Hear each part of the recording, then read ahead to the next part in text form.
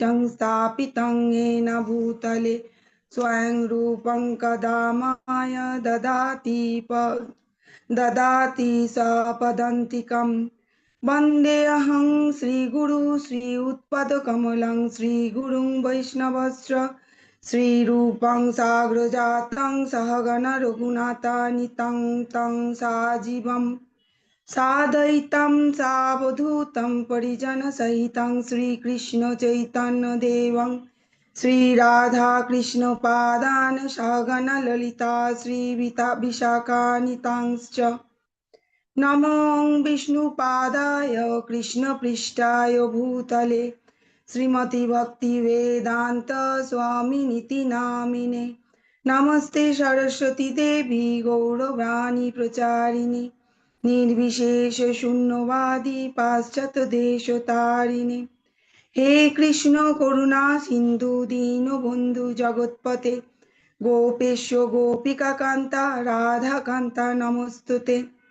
तप्त कांचन गौरांगी राधे वृंदावनेश्वरी विश्वभानुसुते देवी प्रणमामि हरिप्रिये वंशकल्पतरुभ्यश्च कृपा सिन्धुभ्येव च पतितानां पावनेभ्यो वैष्णवेभ्यो नमो नमः। श्रीकृष्ण चैतन्य प्रभु नित्यानंद श्री अद्वैत गदाधर श्रीवासादि गौरभक्तवृंद हरे कृष्ण कृष्ण कृष्ण हरे हरे हरे राम राम राम हरे हरे। अनंत कोटि वैष्णव बिंदु की जय। शिला प्रभुपाद की जय। राधा गोविंद जी की जय। हरे कृष्ण।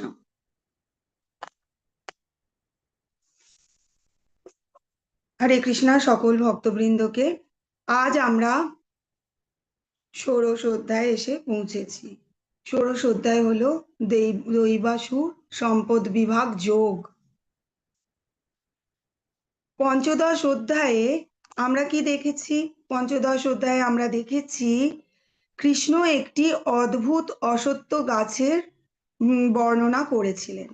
সেখানে তিনি বলেছিলেন এই গাছটির কিছু শাখা যেটি হচ্ছে ঊর্ধ্বমুখী আর কিছু হলো অধোমুখী, এবং এই গাছটির প্রকৃতির 3 গুণের দ্বারা পুষ্টিত হয়।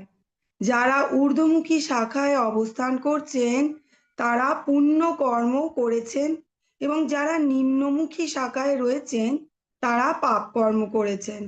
এখন এই ষোড়শ অধ্যায় ভগবান বলবেন ঊর্ধ্বমুখী শাখায় যে জীব রয়েছেন তাদের স্বভাব হলো দৈব প্রকৃতির, এবং যারা নিম্নমুখী শাখায় রয়েছেন তারা হচ্ছেন আসুরিক প্রকৃতি। এবার এই দৈব প্রকৃতিটি কি এবং আসুরিক প্রকৃতি বা কি, এই স্বভাবগুলি কি এবং এই স্বভাবগুলির পার্থক্যই বা কি, কি করলে মানুষ আসুরিক স্বভাব থেকে দৈব স্বভাবে যেতে পারবে, এই হলো ষোড়শ অধ্যায় ভগবান তা বর্ণনা করবেন। আমরা দেখছি যে এই জীবের মঙ্গল আর অমঙ্গলের বিভিন্ন কর্মের সঙ্গে তুলনা করা হয়েছিল। এই অধ্যায়ে আমরা দেখছি এখন প্রশ্ন হলো যে দেব প্রকৃতি কাকে বলে। ঠিক আছে, তো দেব প্রকৃতি কাকে বলে? বৈদিক রীতি অনুসারে সাত্ত্বিক কর্মকে বলা হয় মুক্তিপ্রদ, অর্থাৎ মঙ্গলজনক কর্ম বলে বিবেচনা করা হয়, এবং এই প্রকার কর্মকলাপকেই দৈব প্রকৃতি বলা হয়। তাহলে আমরা জানতে পাচ্ছি দৈব প্রকৃতি কাকে বলা হচ্ছে। এবার এটা আমরা জানতে পারবো যে কারা এই কর্ম করতে, কারা এই প্রকৃতির নয়। যারা রাজসিক ও তামসিক কর্ম করে তারা কিন্তু এই প্রকৃতি নয়, এবং তাদের মুক্তি লাভের কোনো সম্ভাবনা থাকে না। বৈদিক শাস্ত্রে বিভিন্ন ধরনের সংস্কারের কথা বলা হচ্ছে। সেইটি যেমন ধরুন বিবাহ সংস্কার, গর্ভধারণ সংস্কার, অন্নপ্রাশন সংস্কার ইত্যাদি। আর 4টি বর্ণাশ্রমের কথাও বলা হয়েছে। যেমন ধরুন বর্ণাশ্রমের মধ্যে আশ্রম বর্ণগুলি কি কি? ক্ষত্রিয়, বৈশ্য, এই ব্রাহ্মণ, ক্ষত্রিয়, বৈশ্য এবং শূদ্র। আর আশ্রমগুলি কি কি? ব্রহ্মচর্য, গার্হস্থ্য, বানপ্রস্থ এবং সন্ন্যাস। এখানে দেখুন দৈব প্রকৃতির সমূহের গুণ বর্ণনা করা হয়েছে। প্রথমেই হচ্ছে ভয়হীনতা। তো যারা সন্ন্যাসী হন তারা ভয়হীন হন এবং তারা নিজেদেরকে সমানে কৃষ্ণ ভাবনাময় পথে অগ্রসর করায় কঠিন নিয়ম অনুসারে নিয়ম যোগে তারা সেখানে অগ্রসর হওয়ার উন্নতি করে চলেছে। আধ্যাত্মিক জ্ঞান চর্চায় তারা দৃঢ় সংকল্প হয়ে কৃষ্ণ ভাবনামৃত পথে তারা উন্নতি করার চেষ্টা করেছেন। এবার বলছেন তারা আহ, আত্মসংযম। আত্মসংযম অর্থাৎ আমরা কি করে বুঝবো কি আত্মসংযম বলতে কি বলা হচ্ছে? তারা এই মায়ার বন্ধন থেকে নিজেকে মুক্ত করে চিন্ময় প্রকৃতির ভগবত ধামে ফিরে যাওয়ার প্রচুর চেষ্টা করে চলেছেন দিবারাত্রি। এবং তাতে তারা ইন্দ্রিয় তৃপ্তির জন্য পার্থিব সম্পদ ভোগ করা এবং স্ত্রীলোকের প্রতি দৃষ্টিপান থেকে সম্পূর্ণভাবে নিজেদেরকে বর্জন করে রাখেন নিজেদেরকে। সেই জন্য তারা আত্মসংযম হন। এবার বলছে সরলতা গুণটির কথা। এবার সরলতা কাকে বলে? যারা ভেতর থেকে ভগবানকে ভগবানই প্রভু এবং আমরা তার দাস বলে মানে, তারাই হচ্ছে সরল এবং ভগবানের কথা অনুযায়ী তারা কাজ করে। এবার অহিংসা কাকে বলা, অহিংসার কি বলা হচ্ছে গুণটির কথা? অহিংসা হচ্ছে শুধুমাত্র কারুর প্রতি আম, শারীরিক হিংসা করাটাই কিন্তু অহিংসা নয়। কাউকে আমি নিজে ভগবত জ্ঞান লাভ করছি অথচ কাউকে কেউ কষ্টে রয়েছে তাকে ভগবত জ্ঞান দিচ্ছি না, সেটাও কিন্তু শাস্ত্র অনুযায়ী অহিংসা করা। শত্রুর থেকে দূরে থাকা অর্থাৎ এদের এই যারা ভগবত জ্ঞান অর্জন করেছেন তারা কিন্তু অনায়াসেই শত্রু থেকে দূরে থাকতে পারে। তাদের কোনো শত্রুর সংস্পর্শে তারা আসে না। কারণ কি? তারা সবার সবার মধ্যেই তো ভগবানকেই দেখেন। তারা কারুর প্রতি শত্রু ভাবই রাখেন না। তারা বাইরে থেকে কঠোর হন কিন্তু ভেতর থেকে তারা নরম নরম প্রকৃতির হন। এবং এবং তারা প্রচন্ড সত্যিবাদী হয়। তারা সত্যিবাদী কি কারণে? তারা কোনো শত্রুর কাছেও কিন্তু সত্য কথাটা রাখতে ভয় পান না। আমরা প্রভুপাদজিকে দেখতেই পারি, তিনি কোনো পরিস্থিতিতেই যেটা সত্যি অর্থাৎ ভগবানই স্বয়ং কৃষ্ণ ভগবান এবং তিনি আমাদের প্রভু এবং তিনি এই পুরো ব্রহ্মাণ্ডে পুরো বিশ্বের তিনি একমাত্র ভগবান, এইটি কিন্তু প্রচার করবার সময় তিনি সবাইকে জনে জনে সবাইকে কিন্তু বলেছিলেন। এই সত্যি কথাটা কিন্তু তিনি বলেছিলেন। আমরা প্রভুপাদজিকেই এর উদাহরণ হিসেবে রাখতে পারি। তিনি সকল জীব সত্তার জন্য তিনি সকল জীবের কল্যাণের জন্য নিজেকে নিযুক্ত করে দেন ভগবানের সেবার কাজে। সবার প্রতি তিনি সমবেদনা হন। তিনি পরিষ্কার, তিনি পরিচ্ছন্নতায় ধ্যান দেন। পরিচ্ছন্নতা শুধু বাহ্যিক পরিচ্ছন্নতা নয়, পরিচ্ছন্নতা নিজের অন্তরের পরিচ্ছন্নতাও। আচ্ছা দেখুন, এখানে দানের গুণটির কথা বলা হচ্ছে। তো দান, এই যে চার আশ্রমের কথা বলা হয়েছিল, হ্যাঁ, চার আশ্রমের মধ্যে ব্রহ্মচর্য আর বানপ্রস্থ, সন্ন্যাস, এই তিন আশ্রমে কিন্তু আহ, ইয়ে অর্থ উপার্জন উপায় নেই। একমাত্র গৃহস্থদেরই সেই অর্থ উপার্জনের উপায় আছে। তো গৃহস্থদের কি করা উচিত? গৃহস্থ ধর্মে মানুষকে কি করা উচিত? গৃহস্থদের জন্য মানুষ অর্থ উপার্জন করে সেই অর্থ কৃষ্ণ ভাবনাময় সেবায় তাদের লাগানোটাই প্রয়োজন। আর এই গৃহস্থতে স্বামী স্ত্রী দুজনে মিলে ভগবানের সেবা করা উচিত। যারা কৃষ্ণ ভাবনাময় সেবায় নিযুক্ত হয়েছেন অর্থাৎ বৈষ্ণবরা এবং মন্দিরে তাদের সেই অর্থ দান করা উচিত। সেই অর্থ দান করলে কি হবে? যে অর্থ আমরা উপার্জন করছি সেই অর্থ ভগবানকে দান করা হচ্ছে। তার মানে সেখানেও আমরা এবং সেইটাও সেই যে দান এবং তারপর যে আমরা প্রসাদ পাচ্ছি সেটাও কিন্তু আমাদের ভগবানের কৃপাই আমাদের মিলছে। এবার দেখুন, অসুর দৈবিক প্রকৃতি গুণের বর্ণনার পর আমরা আসুরিক গুণগুলো দেখে নিচ্ছি, কি কি আসুরিক গুণ। ভগবানের ওপর তারা, অসুর স্বভাবের মানুষ, অবিশ্বাস করে। তারা তাদের কাছে আপনি যদি ভগবানের কথা বলতেও যান, তারা কিছুতেই ভগবানকে বিশ্বাস করবেন না। তারা ঠাট্টা করে। তারা এই ভগবানের লীলা শুনে তারা সেখানে অনেক রকম মন্তব্য স্থাপন করে। তারা ভগবানের লীলা শুনে ভগবানকে আমাদেরই মতন একজন সাধারণ ব্যক্তি অথবা আমাদের থেকে একটু সামান্য উঁচু প্রকৃতির ব্যক্তি বলে মনে করেন। এবার আত্মার অস্তিত্বের ওপর তাদের কোনোই বিশ্বাস থাকে না। তারা ভাবে আমরা দেহ, আত্মা বলে কিছুই নেই, এবং জানার তাদের কোনো আগ্রহও থাকে না। তাদেরকে যদি গিয়ে আপনি বলেনও আত্মা এবং শরীরের মধ্যে পার্থক্যের কথা, তারা শুনতেও চাইবে না। তারা অহংকারী হয়। তাদের মধ্যে এইটি দেহজাত অহংকারে তারা অপরকে নিচু করতেও কুণ্ঠিত হন না। তারা উগ্র স্বভাবের হয়। তারা অপরকে মনে কষ্ট দিতে বিন্দুমাত্র দ্বিধাবোধ করেন না। তারা রাগী হয়। তাদের মধ্যে সবসময় কিছু না কিছু ব্যাপার নিয়ে তারা রাগ হয়ে যায়। আচ্ছা, রাগটা আসে কেন? রাগ কি কারণে আসে? রাগ এই কারণেই আসে যখন দেখে কোনো মানুষ যে আমার কথা শোনা হচ্ছে না, এবং নিজেকে ইম্পর্টেন্ট দেয়, নিজেকে গুরুত্ব দেয় যে আমি অনেক কিছু, এবং আমার কথা সামনের ব্যক্তি শুনছে না, মানে আমাকে গ্রাহ্য করছে না, আমার কথা অনুযায়ী সে কাজ করছে না। তখনই কিন্তু তার ধীরে ধীরে রাগ আসে। তাহলে সেখানেও ওই আমি কথাটি আসছে, মানে আমি গুরুত্ব, মানে এখানেও কিন্তু অহংকারই দেখা যাচ্ছে। শাস্ত্র আমাদের কি সুন্দরভাবে আমাদের মধ্যে দেখুন, যে যে এই গুণগুলো, অসুর প্রকৃতির গুণগুলো আছে, সেগুলো শাস্ত্র কি সুন্দরভাবে বর্ণনা করেছেন। তারা কঠোর হৃদয়ের হয়।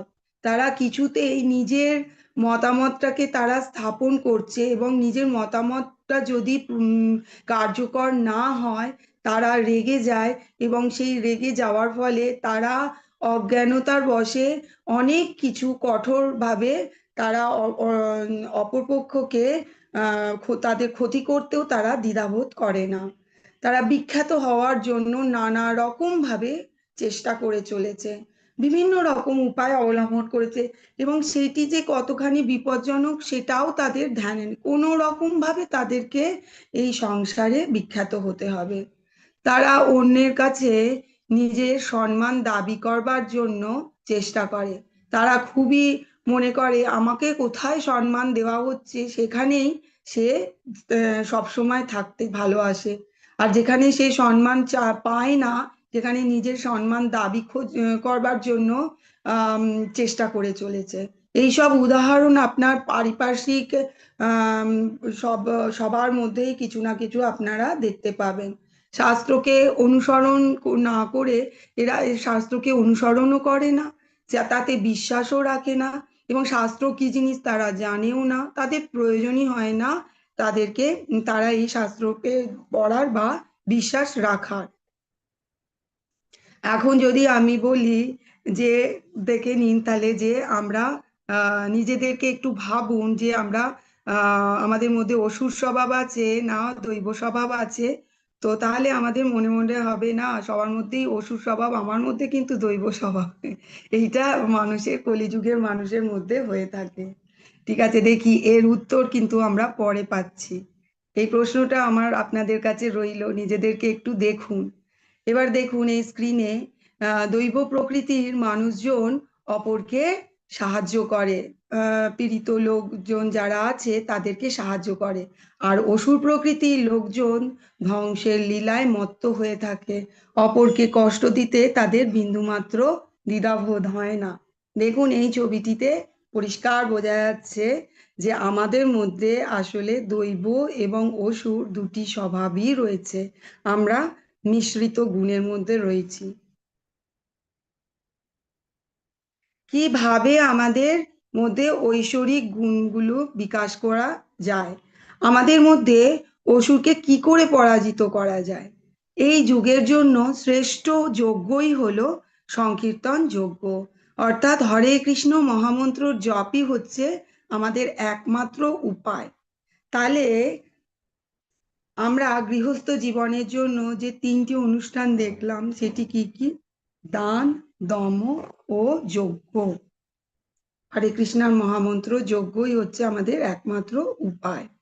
জপ করা, শাস্ত্র শ্রবণ করা, তার প্রসাদ ভগবানকে অর্পণ করে তার প্রসাদ পাওয়া, এইগুলো তার প্রসাদের সম্মান করা, এগুলোই হচ্ছে আমাদের একমাত্র উপায়। দেখুন, একটি আপেলের ছবি আছে। একটি ভালো আপেলের সাথে যদি একটি পচা আপেলকে রাখা হয়, তাহলে সেই আপেলটিও কিন্তু, ভালো আপেলটিও কিন্তু পচে যায়। আবার ফুলের, একটা সুন্দর ফুল, জুঁই ফুল, সেইটি যদি একটি নোংরা ডাস্টবিনের মধ্যে থাকে, একটি নোংরা নোংরা যদি একটা বাক্সের মধ্যে থাকে, তাহলে কি সেই ফুলের সঠিক জায়গা সেই নোংরা বাক্সের মধ্যে রাখাটা কি ফুলের সঠিক জায়গা? না, তার তো স্থান অন্য কোথাও। তার স্থান হচ্ছে সুন্দর একটা ফুলদানিতে, তার স্থান, বা ভগবানের মালা হিসেবে তার, সেটি হচ্ছে ভগবানের চরণে তার স্থান। কিন্তু তাকে রাখা হচ্ছে যে একটা নোংরা ডাস্টবিনে, তো তাহলে সেটা সঠিক স্থান নয়। এই উদাহরণের মাধ্যমে আমরা বুঝতে পারি আমাদের সঙ্গ কি রকম রাখা উচিত। ভালো সঙ্গের থাকলে আমরা ভালো সঙ্গ পাবো, আমাদের মধ্যে দৈব প্রকৃতির গুণ বর্ধিত হবে। আমরা যদি অসুর সঙ্গের থাকি, আমাদের মধ্যে যে আসুরিক স্বভাব আছে, আগেই বলেছি আমরা মিশ্রিত স্বভাব, আমাদের মধ্যে এই আসুরিক স্বভাব গুণ বাড়বে। তাই বুদ্ধি সহকারে নিজের সঙ্গীকে আমাদের পছন্দ করতে হবে। আমরা যদি কোনো অসুর প্রকৃতির আমরা আসুরিক স্বভাবগুলো দেখে নিয়েছি, সেই স্বভাবের যারা আছে, যাদের মধ্যে সেই স্বভাবের ভাব বেশি, তাদের সঙ্গে যদি আমরা বন্ধুত্ব করি, আমরা ধীরে ধীরে আমরা নিজেরাও সেই স্বভাবের হয়ে যাব। আবার যদি যাদের মধ্যে ভগবানের প্রতি ভাব, যাদের মধ্যে দৈবিক স্বভাবের গুণ বেশি আছে, তাহলে আমাদের মধ্যে যদি আসুরিক স্বভাব থাকে, ধীরে ধীরে আমরা দৈব প্রকৃতির সঙ্গে থেকে সেই দৈব প্রকৃতির স্বভাবে আমরা হয়ে যেতে পারবো। তাহলে সাধু সঙ্গ সর্বশাস্ত্র কয়, লভে মাত্র সাধু সঙ্গ সর্বসিদ্ধি হয়। আমাদের কি করা উচিত? ভক্তিময় সেবা নিজেদের জীবনে অনুশীলন করা উচিত। সেটি কি করে? জপ করা, শাস্ত্র শ্রবণ করা, প্রসাদকে সম্মান করা, এবং সেইটি সম্মান করে গ্রহণ করা আমাদের উচিত। আমাদের মধ্যে দৈব প্রকৃতি এবং অসুর প্রকৃতির স্বভাব নিয়তই যুদ্ধ করে চলেছে। শাস্ত্র জ্ঞান অর্জনের মাধ্যমে অসুর স্বভাবকে আমাদের পুরোপুরি দমন করা উচিত। এবার দেখুন ভগবানের মতে কি। এবার এত কিছু শোনার পর দেখুন অর্জুনের মধ্যে প্রশ্ন জাগছে, যে তাহলে কি আমি যে যুদ্ধ করছি, অর্জুন ভাবছেন, তাহলে কি আমি দৈব প্রকৃতি না অসুর প্রকৃতি? এবার ভগবান কি বলছেন উত্তরে? ভগবানের মতে অর্জুন কি দৈব প্রকৃতি না অসুর প্রকৃতি? দৈব দৈবী সম্পদ বিমুখ্যায় নিবদ্ধায় সুরিমতা মাসু চ সম্পদং দৈবীম বিজাত হোসি পাণ্ডব। দৈব সম্পদ মুক্তির অনুকূল, আর আসরিক সম্পদ বন্ধনের কারণ বলে বিবেচনা করা হয়। হে পাণ্ডুপুত্র, তুমি শোক করো না, কেননা তুমি দৈব সম্পদ সহ জন্মগ্রহণ করেছো। ভগবান পরিষ্কারভাবে বলে দিয়েছেন যে পাণ্ডবরা হচ্ছে দৈব প্রকৃতির, অর্জুন হলেন দৈব প্রকৃতির। কেন অর্জুন দৈব প্রকৃতি? কারণ অর্জুন দৈব প্রকৃতির জৈব স্বভাব ছিলেন, কারণ কৌরবদের কাছ থেকে এত প্রতিকূল ব্যবহার পাওয়ার পরেও কিন্তু তিনি তাদের কথা ভেবেছিলেন। সেই জন্যই তিনি যুদ্ধ করবার আগে অত শোক করেছিলেন, কারণ তিনি ভেবেছিলেন ভীষ্ম ও দ্রোণের মতন সম্মানীয় পুরুষদেরকে হত্যা করাটা কি ঠিক হবে? তার মধ্যে এই প্রশ্ন জেগেছিল। যার মধ্যে এই প্রশ্ন জাগবে, জানেন যে আমাদের ব্যক্তিগত জীবনেও জানবেন যে যদি কোনো মানুষ কারুর ক্ষতি করছে এবং সেই ক্ষতিগ্রস্ত মানুষ অত ক্ষতি পাওয়ার পরেও যদি তার মধ্যে এই ধারণা হয় যে আমি না, যা করছে ও হয়তো ভুলভাবে করছে, হয়তো কিছু স্থিতি ওর খারাপ আছে সেই হিসেবে করছে, এবং আমি তার জন্য রিভেঞ্জ নেব না, অর্থাৎ আমি তার জন্য ওর ওর সঙ্গে খারাপ করব না, জানবেন তিনি হচ্ছেন দৈব স্বভাবের। এইটি খুবই গুরুত্বপূর্ণ। আমাদের মধ্যে প্রশ্ন জাগছে, ভক্তিমূলক জীবন কখন থেকে শুরু করা উচিত? আসলে ভক্তিময় জীবন উত্তরে বলা হচ্ছে, ভক্তিময় জীবন শুরু করার জন্য কোনো কাউকে বার্ধক্য বয়স পর্যন্ত অপেক্ষা করা উচিত নয়। একদম শুরু থেকেই এটি আরম্ভ করা উচিত। যেমন ধরুন, প্রহ্লাদ মহারাজ তার মা কয়াদু যখন তার গর্ভে তিনি ছিলেন, নারদ মুনি মতন ভগবত ভক্তের আম, আশীর্বাদে তিনি প্রহ্লাদ মহারাজ তখন থেকেই তার ভক্তি, মায়ের গর্ভ থেকেই তার সম্পূর্ণরূপে তিনি ভগবত ভক্ত হয়ে গিয়েছিলেন। তো তাহলে তিনি জন্মের আগে থেকেই ভগবত ভক্ত ছিলেন। এবার ধ্রুব মহারাজ 5 বছর বয়সেই তিনি শুরু করে দিয়েছিলেন তার ভক্তি। আর এই রকম ভাবে শাস্ত্রতে অনেক শুদ্ধ ভক্তের উদাহরণ আমরা পাই, যেখানে তারা খুব অল্প বয়স থেকেই ভক্তি শুরু করে দিয়েছিলেন। এই দেখুন আমাদের জীবন চক্র, আমরা যে একটা বাচ্চা জন্মায়, বাচ্চাটি বড় হয়, ধীরে ধীরে সেটি তার শৈশব হয় এবং তারপর তার যৌবন হয়, একটা পর্যায় পর্যন্ত তার স্থিতি থাকে, অস্তিত্ব বজায় থাকে, তারপর তার ধীরে ধীরে বার্ধক্য শুরু হয় এবং একটা সময় সেই দেহের ক্ষয় হয়ে সেই দেহ কিন্তু বিলুপ্ত হয়ে যায়। দেখুন এখানে বলা হচ্ছে কি কি গুণ থাকলে ভগবানের কাছে পৌঁছানো যায় না। কোন 6টি গুণের ওপর আমরা অহংকার করি, আর অহংকার যারা করে তারা ভগবানকে কিন্তু পায় না। কুন্তী মহারানীও বলেছিলেন ভগবানকে, ভগবানের স্তুতিতে তিনি বলেছিলেন এই 6টি বিশেষ গুণের কথা, যে মানুষের মধ্যে এই 6টি গুণ থাকলে কৃষ্ণের কাছে পৌঁছানো যায় না। কি কি না, সেগুলি হচ্ছে উচ্চ অতিরিক্ত সম্পদ, উচ্চ শিক্ষা, অতিরিক্ত সৌন্দর্য, ঠিক আছে, তপস্যা, আর যৌবন এবং ভালো পরিবার। এই 6টি গুণ থাকলে তাদের মধ্যে অহংকার জন্মায়। আপনি আমাদের পারিপার্শ্বিকেও অনেক উদাহরণ এরকম আমরা দেখতেই পাই।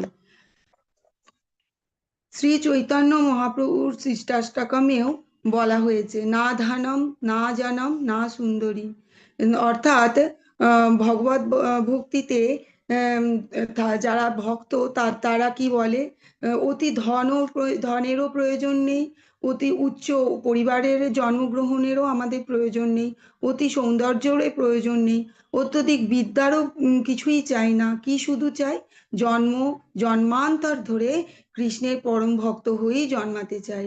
ভগবত ভক্ত এটাই বলেন, যে যেখানেই থাকি না কেন সেখানেই যেন কৃষ্ণের নাম উচ্চারণ করে যেতে পারি এবং কৃষ্ণ চরণেই যেন মন প্রাণ থাকে, সে নরকই হোক আর স্বর্গই হোক, কৃষ্ণকেই যেন পাই, কৃষ্ণেতেই যেন মন থাকে। সেই জন্য এই পৃথিবীও কিন্তু তাদের কাছে সমস্যার নয়। এবার দেখুন পরের শ্লোকে ভগবান কি বলছেন, প্রবৃত্তিং চ নিবৃত্তিং চ জনানা বিদুরাসুরা, না শৌচং নাপি চাচারো না সত্যং তেষু বিদ্যতে। আসুরিক স্বভাব বিশিষ্ট ব্যক্তিরা ধর্ম বিষয় প্রবৃত্তি এবং অধর্ম বিষয় থেকে নিবৃত্তি হতে জানে না। তাদের মধ্যে শৌচ, সদাচার ও সত্যতা বিদ্যমান থাকে। প্রতিটি মানুষকে সমাজে শাস্ত্রের নিয়মকানুন মেনে চলা উচিত। যারা শাস্ত্রের নিয়মকানুন মেনে না চলে তারা হলো অসুর। তাহলে অসুর কাকে বলে এখানে বলা হচ্ছে, অসুরের ডেফিনেশন অর্থাৎ অসুরের সংজ্ঞা। তারা বৈদিক শাস্ত্র নিয়ম জানে না, তারা বিশ্বাসও রাখে না তাতে, এবং বিধি অনুসারে তারা সেই আচরণও করে না।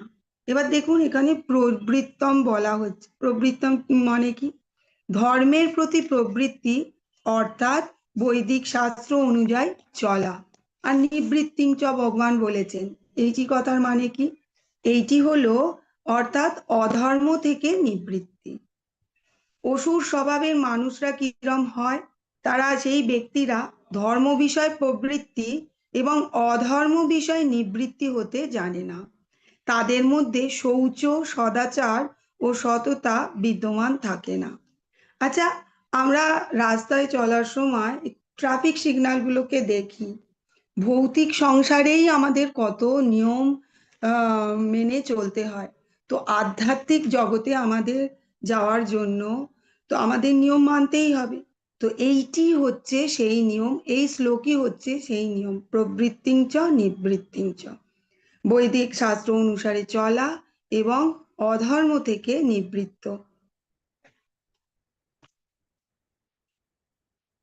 আসরিক স্বভাব বিশিষ্ট ব্যক্তিরা বলে যে এই জগৎ মিথ্যা, অবলম্বনহীন ও ঈশ্বর শূন্য।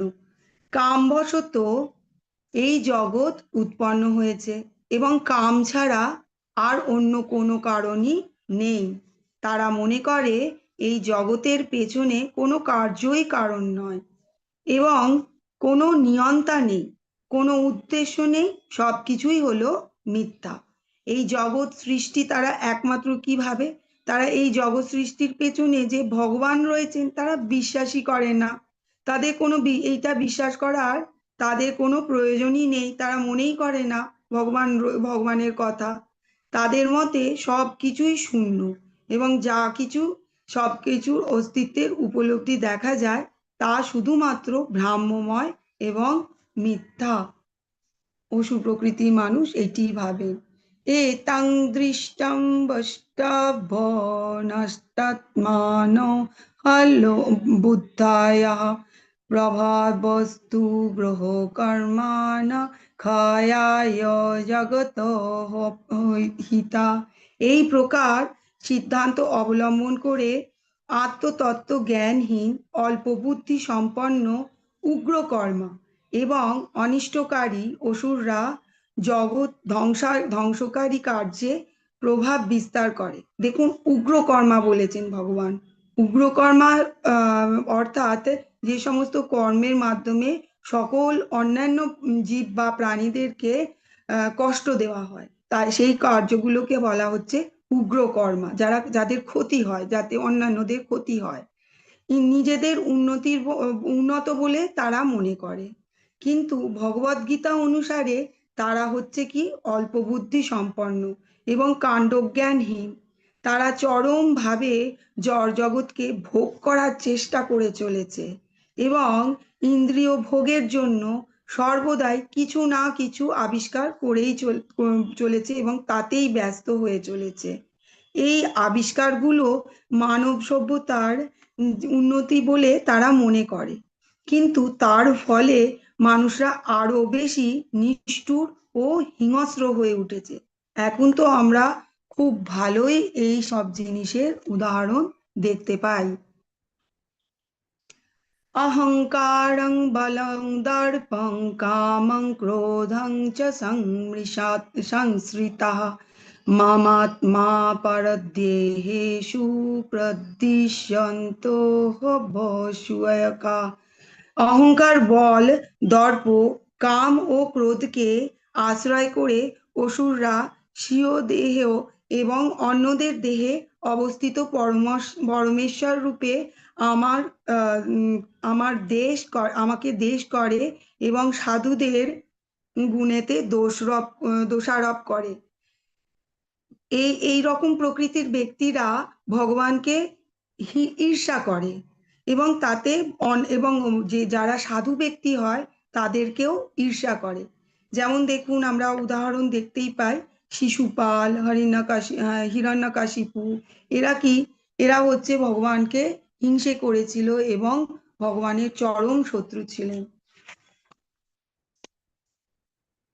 আসুরিং যোনিম মা আসুরিং যোনিম আনপন্না মূঢ়া জন্মানি জন্মানি মামা প্রাপৈব কৌন্তেয় তত ইয়ান্তধমাং গতিম। হে কৌন্তেয়, জন্ম জন্মে অসুর যোনি প্রাপ্ত হয়ে সেই মূঢ় ব্যক্তিরা আমাকে লাভ করতে অক্ষম হয় এবং ক্রমান্বয়ে আরো অধম গতি প্রাপ্ত হয়। ভগবান পরম করুণাময়। ভগবান এই অসুরদের প্রতি কিন্তু তিনি করুণাময় নন। এই ধরনের অসুরদের পরবর্তী কোনো জন্মেই ভগবান কৃপা লাভ করে না এবং তার সম্ভাবনাও থাকে না। এরা ক্রমান্বয়ে নিমজ্জিত হতে হতে অবশেষে কি যোনিতে প্রাপ্ত হয়? কুকুর ও শূকরের দেহ প্রাপ্ত হয়। এখন প্রশ্ন হলো, ভগবান অসুরদের প্রতি যদি কৃপাপরায়ণ না হয়, তাহলে তাকে পরম করুণাময় কেন বলা হচ্ছে? কারণ পরমেশ্বর ভগবান দেখুন কাউকে ঘৃণা করে না। তিনি অসুরদেরকেও কিন্তু ঘৃণা করেন না। অসুরদের এই অধপতনেও তিনি জীবনদান করেন। যে জীবনদান করেন, এই জীবনদানটাও কিন্তু তার করুণাময়েরই প্রকাশ।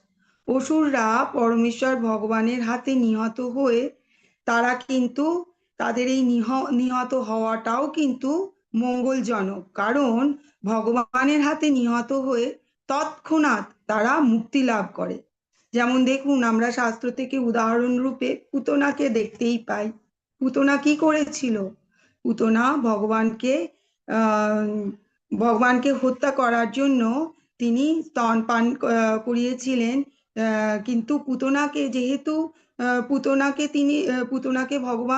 ভগবানকে স্তনপান করিয়েছিলেন। তিনি ভগবান এতটাই দয়ালু যে তিনি তাকে মুক্তি দিয়েছিলেন। পুতনার লক্ষ্য ছিল বিষ পান করানো ভগবানকে, কিন্তু তাতেও যেহেতু তিনি তার স্তনপান করেছিলেন, তাকে ধাত্রী রূপে তিনি বৈকুণ্ঠ ধামে মুক্তি দান করেছিলেন। মায়ের স্থান দিয়েছিলেন তিনি তাকে। তাহলে ভেবে দেখুন, যদি যদি পুতনার ভগবানকে হত্যা করতে গিয়েছিল, যদি পুতনাকে ভগবান এতখানি উচ্চ পর্যায়ে দেন, ধাত্রী রূপ মায়ের রূপে দেন, তো তাহলে কেউ যদি ভক্ত হয় ভগবানের, তাহলে সে ভগবান ভক্তকে কোথায় রাখবেন? ভক্তের স্থান ভগবান কোথায় দেবেন? তো আমাদের ভক্তিময় পথে অগ্রসর হওয়া উচিত। দেখুন, এখানে নরকে যাওয়ার জন্য তিনটি দ্বারের বর্ণনা করা হয়েছে। ত্রিবিধং নরকস্যদং দ্বারং নাশাম মানঃ কামঃ ক্রোধস্তথা লোভः সমদ্বিতাত্রয়ং त्यজ্যতে। কাম, ক্রোধ ও লোভ, এই তিনটি নরকের দ্বার। অতএব এই তিনটি পরিত্যাগ করাই উচিত। নরকে যাওয়ার জন্য এই তিনটি দরজা আছে, যেমন লালসা, রাগ ও লোভ। প্রত্যেকটি বিবেকবান মানুষের এইগুলি ত্যাগ করা উচিত, কারণ এইগুলি আত্মাকে অ- অব- উম, আত্মার আত্মাকে সব সময় পরিচালিত করে এবং সর্বক্ষয়ের দিকে পরিচালিত করে। যেমন দেখুন,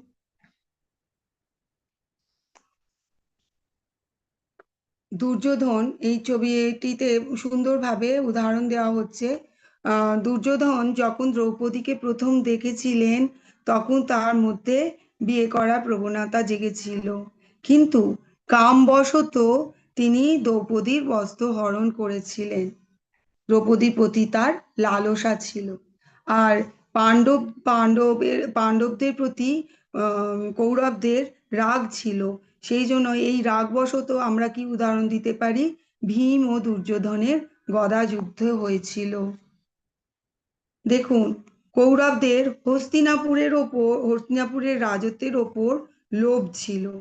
তো তাহলে আমরা দেখতে পাচ্ছি এই কাম, রাগ এবং লোভ, যেটি নরকের তিনটি দ্বার, সেই তিন দ্বারই কিন্তু কৌরবদের মধ্যে ছিল। মানুষদের মধ্যে চারটি ভুল আছে। এই ভুলগুলি কি কি? মানুষদের ভুল করা, আমরা তো ভুল করি এবং আমরা ভাবি এটা আমাদের কথাতেই রয়েছে। কোনো একটা ভুল করার পর আমরা কি বলি? মানুষ মাত্রই ভুল করে। তো কলিযুগের মধ্যে মানুষের এইটি আমাদের, এইটা একটা বড় গুণ বলা যায়, যে আমরা ভুল করি, আমরা বিভ্রম হই।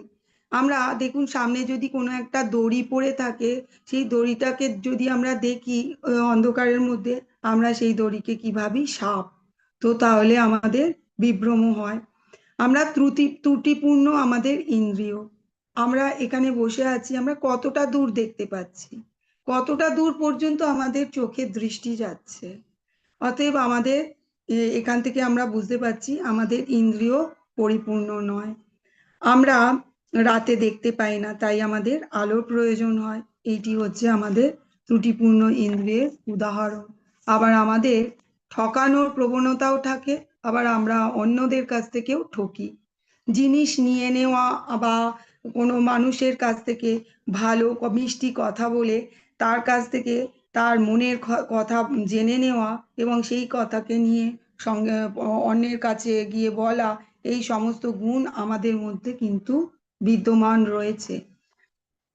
দেখুন, সত্যযুগে এখানে কি সুন্দরভাবে বলা হয়েছে বরাহ অবতার, বরাহদেব এবং হিরণ্যাক্ষ কথা।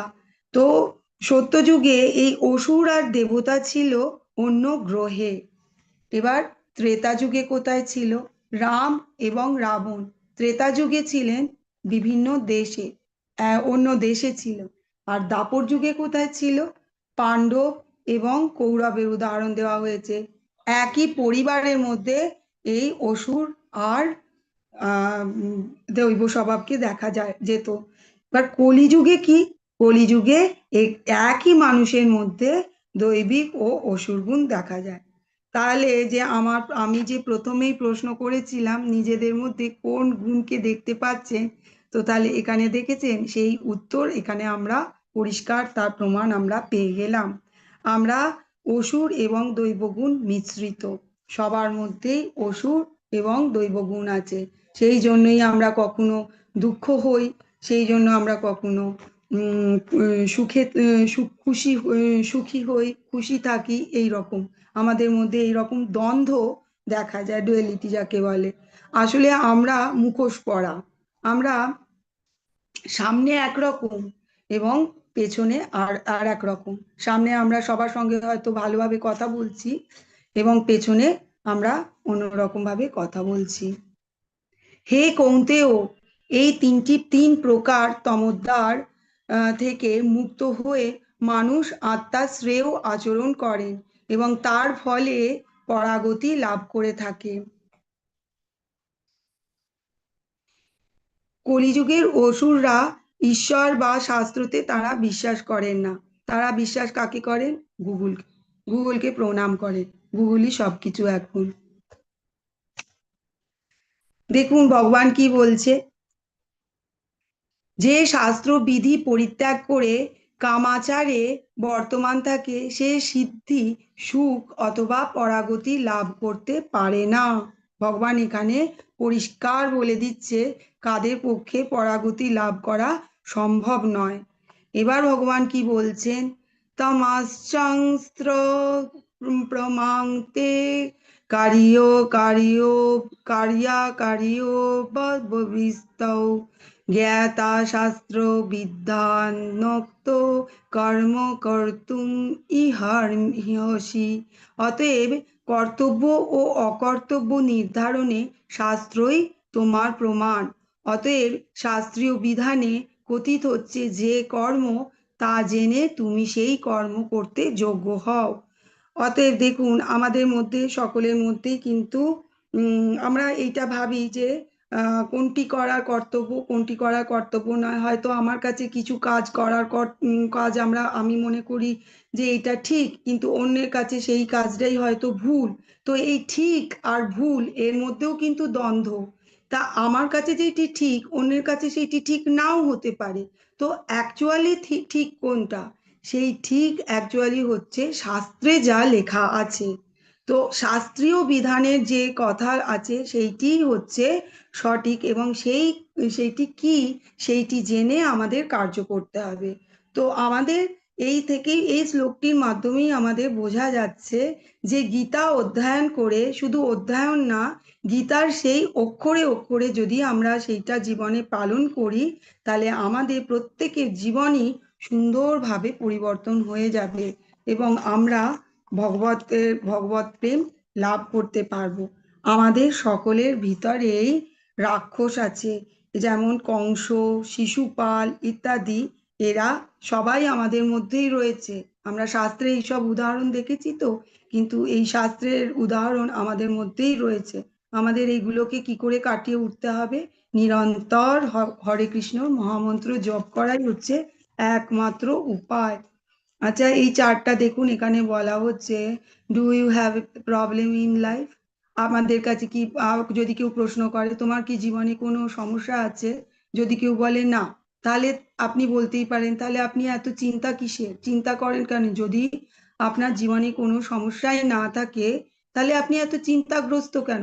সবাইকেই দেখবেন কিছু না কিছু জিনিস নিয়ে তারা চিন্তা করে যাচ্ছে। তো তাদেরকে গিয়ে এই প্রশ্নটা করা উচিত, তাহলে আপনি এত চিন্তা করছেন কেন? আর যদি কেউ বলে হ্যাঁ আমার জীবনের সমস্যা আছে, তাহলে তাদেরকে প্রশ্ন করা উচিত, সেই সমস্যা আছে, তাহলে আপনি সেই সমস্যার জন্য কিছু কি করছেন, কিছু চিন্তা ভাবনা করছেন যে কি করলে এই সমস্যা থেকে রেহাই পাবে? তারা দেখবেন উত্তরে ভৌতিক ইয়েই দেবে, উদাহরণই দেবে, তো এটা করলে ওটা হবে, ওটা করলে ওটা হবে। তো তাদেরকেও প্রশ্ন করতে হবে। তো এইগুলো তো করছেন, কিন্তু এইগুলো করেও কি আপনি এই সমস্যা থেকে উদ্ধার পাচ্ছেন? তাহলে আপনি এত চিন্তা কেন করছেন? এই সকল প্রশ্নের যে সলিউশন একটাই, এই সকল প্রশ্নের উত্তর একটাই, হরে কৃষ্ণের মহামন্ত্র জপ এবং শাস্ত্র অধ্যয়ন করা। সারাদিন সমস্ত কাজের মধ্যে ভগবানকেই ডাকুন, ভগবত শাস্ত্র পাঠ করুন। সাধু সঙ্গ খুবই গুরুত্বপূর্ণ। ভগবানের লীলা কথা শ্রবণ কীর্তন এবং তার প্রসাদ পাওয়া, অর্চ বিগ্রহ, ভগবান বলেই দিচ্ছেন এই সমস্তের মাধ্যমেই কিন্তু আমরা আমাদের জীবনে যে সমস্যাগুলো সেগুলো কাটিয়ে উঠতে পারবো। ভগবান বারবার আমাদের কাছে ফর্মুলা বলে দিচ্ছেন, আমাদের শুধুমাত্র এই ফর্মুলাটা নিজের জীবনে নেওয়া উচিত, অ্যাপ্লাই করা উচিত। সমস্ত কাজের মধ্যে 24 ঘন্টা ভগবানের নিরন্তর নাম জপ করে যান। প্রভুপাদ ছিলেন ভগবানের পরম ভক্ত। প্রভুপাদজি ভগবানের চৈতন্য মহাপ্রভু বলেছিলেন, প্রভুপাদজি হচ্ছে আমার সেনাপতি আসবে। তো প্রভুপাদজি হচ্ছে সেই ভগবানের সেনাপতি। হ্যাঁ, তো ভগবান খুব অল্প, প্রভুপাদজি খুব অল্প বয়সেই রথযাত্রা করেছিলেন, এবং তার এই রথযাত্রাতে উৎসাহ দিয়েছিলেন তার পিতা মাতা, তার পরিবারের সবাই, তার বন্ধু বান্ধব। খুব হৈ হৈ করে, খুব সুন্দরভাবে 8 দিন ধরে সেই রথযাত্রা হয়েছিল, এবং সেই রথযাত্রার মধ্যে প্রসাদ বিতরণ হয়েছিল। তারা পিতা মাতা সব দিক থেকে প্রভুপাদজির এই রথযাত্রাকে কিন্তু সফল করতেন। এবং তার পিতার অনেক বন্ধুরাও বলেছিলেন, আমাদেরকে বলো, আমাদেরকেও কেন, এত বড় উৎসব হচ্ছে তো আমাদেরকে কেন আমন্ত্রণ জানানো হচ্ছে না? পিতা বলেছিলেন যে না, এ তো বাচ্চাদের আয়োজন। তখন তার বন্ধুরাও বলেছিলেন হ্যাঁ, দেখতেই পাওয়া যাচ্ছে কিরকম বাচ্চাদের আয়োজন। এই সমস্ত গল্প আপনারা যদি প্রভুপাদের লীলামৃত পড়েন, এই লীলামৃতের মধ্যে পুরো এই গল্পগুলো রয়েছে, প্রভুপাদের ছোটবেলাকার আহ উম, গল্প, পুরো শৈশবের গল্প রয়েছেন, এবং এই গল্প পড়তে